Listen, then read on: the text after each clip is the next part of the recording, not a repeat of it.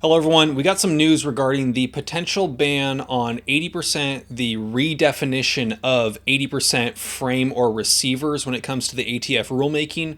This information is being brought to us by a variety of sources being hinted at, but we're pretty sure about what's going on, basically 90% sure. And if I'm wrong, tomorrow we'll make a correction, but it seems as if right now we believe as if the 80% ban, the ATF reclassification of frames or receivers to ban ghost guns, is most likely going to be dropping tomorrow, which will be 11th of 2022. If you're watching this video way later on, this probably ain't the video for you to watch, but it seems as if right now we believe as if the ban on that is going to be incoming.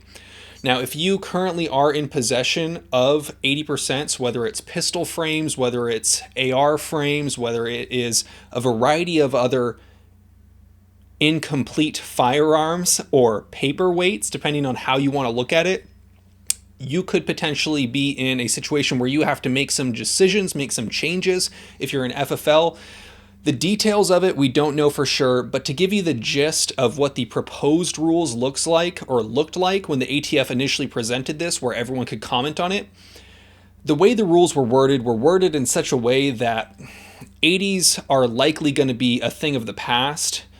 The requirements that the ATF was looking to pass would have meant that if you wanted to build something, you would have to start with materials that would require 8 hours of real machine shop time, meaning you have to have a full facility.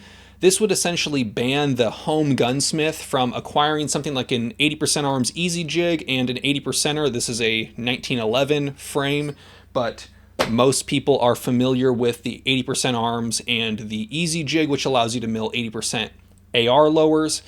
When these rules get announced, typically there's a buffer zone, a time frame for people to comply. So I guess if you're looking, right now is probably the time to acquire the things that you need.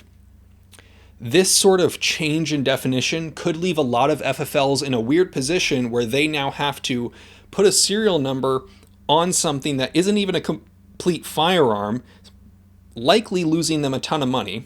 I'm expecting big clearance sales if the ATF rule goes through as it was initially proposed.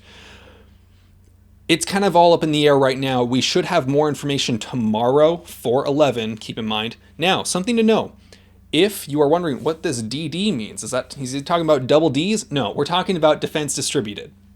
For those of you that don't know, Defense Distributed designs a device called a Ghost Gunner. The Ghost Gunner is a tabletop CNC machine that is currently able to make 0% lowers into a firearm. This is a piece of technology that is very novel, very new, very easy to do for the average person. If you're interested in me doing that, I am likely going to be doing that on this channel. We'll see what I can kind of get away with uploading, but I do have a 0% jig on the way. The 0% jig turns a solid block of aluminum into the frame or receiver, and then you just buy everything else like normal. 3D printing is also an excellent piece of technology. 3D printing is really cool. You can do all sorts of very useful, neat things around the house, and you can also 3D print Rudy Tooty point and shooties, So if you're looking to get around these laws, there are various ways to do so. 3D printing is the cheapest option. The Ghost Gunner 3 is likely a more capable option when it comes to being able to make things out of metal.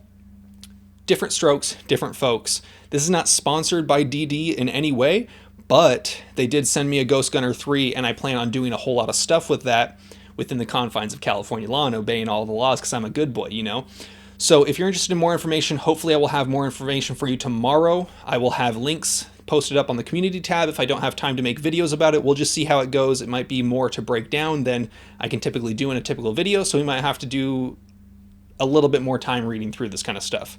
You guys know the drill. Have fun, be safe, stay dangerous. Peace.